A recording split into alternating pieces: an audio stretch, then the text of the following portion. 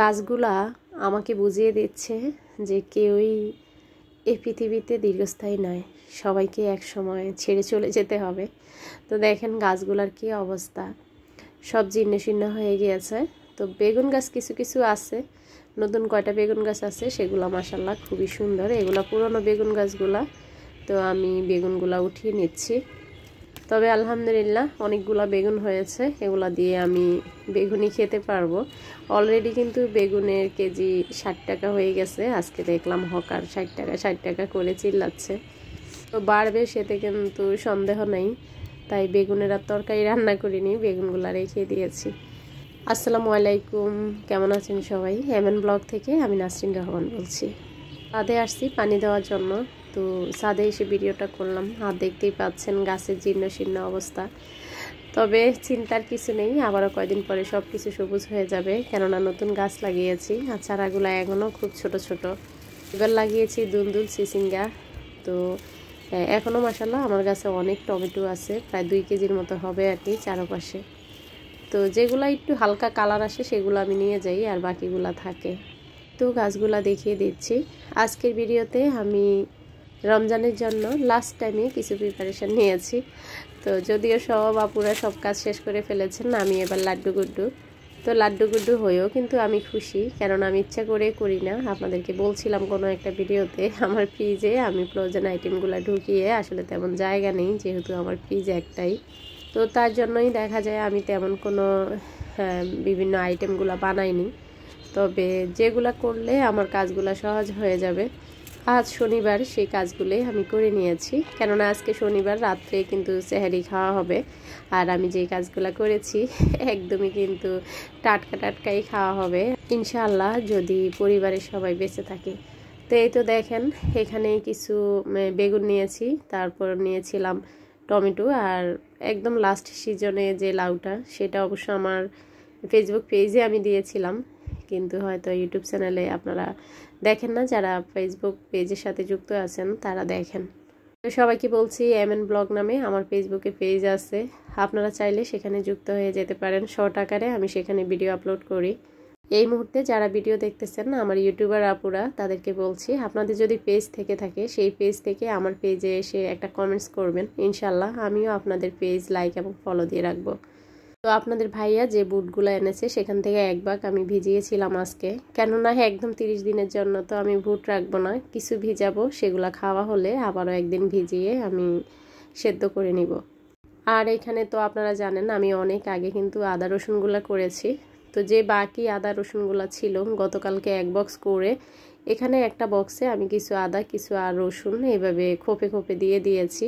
এটা দেওয়ার কারণ হচ্ছে এগুলো বক্সে রেখে দিব, কেননা ডিপে যদি আদা রসুন থাকে তাহলে দেখা যায় এটা নামিয়ে আবার রান্নার সময় সমস্যা।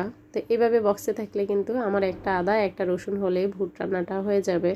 যারা ধৈর্য ধরে এখন পর্যন্ত আমার ভিডিও দেখতেছেন তাদের নিকট অনুরোধ রইল অবশ্যই ভিডিওতে একটা লাইক দিয়ে দিবেন। আর ভিডিওর কোনো অংশ যদি আপনার মনে একটু জায়গা করে থাকে তবে অবশ্যই চ্যানেলটি সাবস্ক্রাইব করে নেবেন। তো আর দেখেন এটা কিন্তু আমি একদম সকালবেলা কিছু বাঁধাকপি কাটছিলাম, তো সেটাকে আমি একদম মানে রেডি টু কুক করে একদম একটা বক্সে ঢুকিয়ে রেখেছি, যেটাকে বলে বাঁধাকপির পাকোড়া।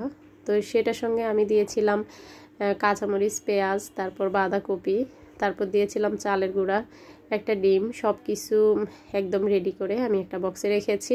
যেদিন আমি ভাজবো 2 দিনে ভাজবো এটা, কেননা বক্সে কিন্তু অনেক পরিমাণ আছে। তো তারপর আধা ঘন্টা আগে নামালে সেটা কিন্তু বরফ ছেড়ে যাবে। আর কিছু পেঁয়াজ কেটে রেখেছি আমি বিকালের জন্য আর কি, মাগরিবের পর আল্লাহর রহমতে যদি বেঁচে থাকি তাহলে আমি গরু মাংস রান্না করব। তো তার জন্য কিছু পেঁয়াজ ছিলে রেখেছি। ওই যে বললাম কোনো আইটেম কিন্তু আমার বানানো হয় না। আর একটা বক্সে আপনারা দেখেছেন আমি বাঁধাকপি, চিকেন, তারপর গাজর দিয়ে সেখানেও একটা পুরের মতো করে রেখেছি রোল বানানোর জন্য। তো ইচ্ছা ছিল রোলগুলো অন্তত বানিয়ে আপনাদের সঙ্গে শেয়ার করব, কিন্তু বিকালবেলা আমার এত পরিমাণ মাথা ব্যথা করেছে, আমার কোনো কাজ করতে ইচ্ছা করছিল না, তাই যেতটুকু করেছি সেটাই আপনাদের সঙ্গে শেয়ার করেছি। তো এখানে আপনাদের ভাইয়া অনেকগুলো বেসন নিয়ে এসেছে, তবে আমার এবার ইচ্ছা ছিল বেসনটা আমি বাসার মধ্যে তৈরি করব। তো সব ডালও ছিল, কিন্তু আপনাদের ভাইয়া আমাকে না বলে বেসন নিয়ে এসেছে। তো কি করা, এগুলো আগে শেষ হোক, তারপর না হয় বেসনটা আমি ঘরে করব। তো এই তো এই বেসনটা দেখলাম, বলল ওদের নিজস্ব কারখানায় নাকি মানে যে মেইলের থাকে আর কি ভাঙ্গানোর, উনি নাকি নিজে এগুলা সব কিছু রেডি করে ভাঙ্গায়। তো বলে বিশ্বস্ত, এই জন্য নিয়ে আসলাম। তো যাই হোক, সেগুলা আমি ভালো করে সেলে নিয়েছি। আর যখনই আপনাদের বাসায় বেসন আনবে সেটা চালার চেষ্টা করবেন, তাহলে কিন্তু বেগুনি বলেন আলুর চপ বলেন সেটা খুবই সুন্দর হয়, কেননা এখানে কোনো লাঞ্চ থাকে না আর খুব সফট হয়। তো যে বেসনটা আমি অনেক দিন মানে কিছুদিন থেকে যাবে সেটা একটা কাচের বয়ামে রেখেছি। আর যেগুলো রেডি টু কুক একদম রান্নার জন্য আমি রেডি করব, সেখানে আমি দিয়ে দিয়েছি প্রায় 1 টেবিল চামচের মতো মরিচের গুঁড়া, 1 টেবিল চামচের মতো হলুদের গুঁড়া, 2 চা চামচ দিয়েছি জিরার গুঁড়া। তারপর দেখলাম রান্নার রুমের লাইটটা মানে বিদ্যুৎ চলে গিয়েছে। তো এখানে আনার পর অবশ্য আবার বিদ্যুৎ এসেছে, তবে আমার ডাইনিং রুমের মানে আলোটা ভালো আর কি। তো এখানেই ভিডিও করতে চলে আসলাম। তারপর এখানে আমি দিয়ে দিব 1 কাপের মতো চালের গুঁড়া। তো যখনই আপনারা বেসন রেডি করবেন সেখানে অবশ্যই মরিচের গুঁড়া, তারপর চালের গুঁড়া আর হয়েছে একটু baking soda, baking powder use করবেন, তাহলে বেগুনি আলুর চপ সবসময় খুবই ভালো হবে। তো এই তো এখানে আমি বেকিং পাউডারটা নিয়েছি, আমার কাছে বেকিং সোডা নেই, কোনো সমস্যা নেই, এটা ইউজ করব। তো এটা আমি 2 টেবিল চামচ দিয়েছি। এই তো এখন সবগুলো উপকরণ ভালো করে আমি মিশিয়ে তারপরে একটা বয়ামে সংরক্ষণ করব। আর আপনারা যদি এই বেসনটা অন্তত রেডি করে রাখেন, কোনো কিছু আসলে তৈরিও না করেন, তাহলে দেখা যায় যে যখন আপনি বেগুনিটা আলুর চপটা বানাবেন, দেখা যায় ভর্তাটা বানানো হলো, এটা একদম পানি দিয়ে সাথে সাথে গুলে একটু লবণ দিয়ে দিবেন, আর কোনো কিছু অ্যাড করতে হবে না। তো দেখেন, তো আপনাদের ভাইয়াকে আমি বলছিলাম কোনো খাবার এবার আমি বানাইতে পারি না, তো বলতেছে এটাই তো ভালো, আমরা এবার তাজা তাজাই খাবো, তো কোনো সমস্যা হবে না। আসলে আমাদের বিকালবেলা দেখা যায় গ্যাসটা খুব ডিস্টার্ব করতেছে, তো যখন গ্যাস থাকবে তখনই আমি খাবারগুলো বানিয়ে ফেলবো, তারপর না হয় একটু ওভেনে গরম করে খাবো, কিচ্ছু করার নেই। তো এই তো এগুলা সবগুলো আমি ছোট্ট একটা কন্টেনারে রেখে দিচ্ছি, প্রথমে আমার এগুলাই খাওয়া হবে। তা আসলে রমজানে আমরা সব সময় ভাজা পোড়া খাইনি, কোনো দিন ভাজা পোড়া খাই, কোনো দিন খিচুড়ি খাই, এক এক দিন এক একটা খাবার খাই, তবে আমার বাচ্চারা কিন্তু ভাজা পোড়া খেতেই বেশি পছন্দ করে।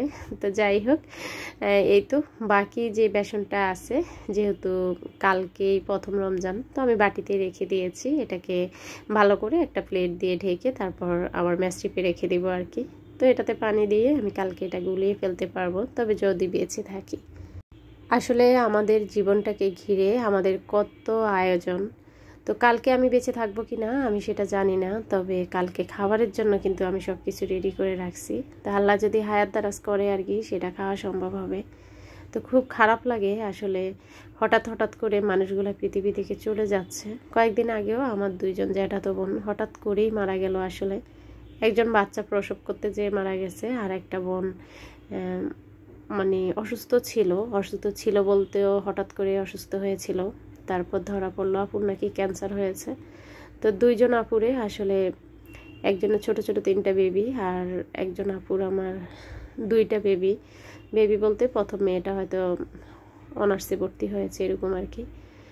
তো আসলে কি বলবো, খুব খারাপ লাগে। আল্লাহ পাক কিছু কিছু মানুষ আছে মৃত্যুর জন্য তারা আল্লাহকে ডাকতেছে, তাদের মৃত্যু হয় না। আর কিছু কিছু মানুষ আছে যাদের পৃথিবীতে আসলে বাচ্চাটা খুব প্রয়োজন, তাদের সন্তানগুলো অসহায় হয়ে যাচ্ছে, সেই মানুষগুলো কিন্তু পৃথিবী থেকে চলে যায়। তো তার আগে আপনাদেরকে একটা কথা বলে নেই, এই নতুন বারান্দাটা কি আপনারা চিনতে পারছেন? তো অবশ্যই চিনতে পারছেন হয়তো অনেকেই। এটা হয়েছে আমার কবুতরের বারান্দা, আর দেখেন বারান্দাটা একদমই খালি করে ফেলেছি।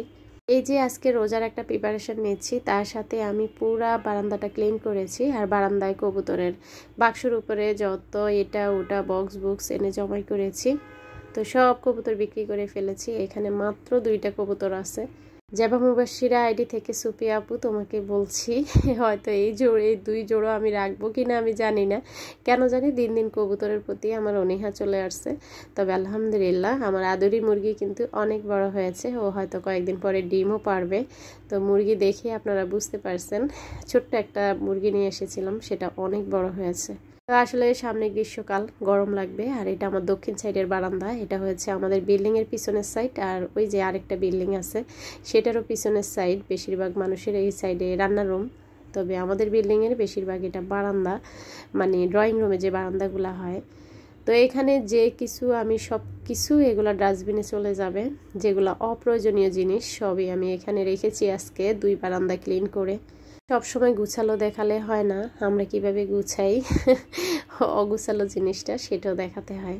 আর দেখেন এই বারান্দার নতুন লুক দিয়েছি। মেয়েদের বেডরুমের বারান্দাটা মেয়েদের আবদার ছিল যেন আমি সেখান থেকে গাছগুলা সরিয়ে ফেলি, যদি 2-1টা গাছ থাকে থাকবে, কেননা ওরা বিকালবেলা একটু বারান্দায় বসতে চায়। তো যাই হোক, তাদের আবদারটা রাখার জন্যই আমি কবুতরের যে খাঁচা আছে, একটা খাঁচা অলরেডি বের করে ফেলেছি। আপনারা যদি দেখতে চান, আসলে কেউ যদি কাছে থাকতেন, আমি খাঁচাটা কিন্তু কিনেছিলাম প্রায় 1600 টাকা দিয়ে, খুব হেভি একটা খাঁচা। কিন্তু এটাকে আমি চাচ্ছি যদি 1000 টাকাও পাই আমার জন্য আর কি ভালো। এটা অনেক বড় খাঁচা তো, 3 কোপের, হ্যাঁ চাইলে সবাই মুরগিও পালতে পারবে এরকম। তো সেটা আমি সেল করে দিব, তো এই জন্যে আসলে বের করে ফেলেছি। এই ছিল আজকের ভিডিও। সবাই ভালো থাকবেন। আল্লাহ।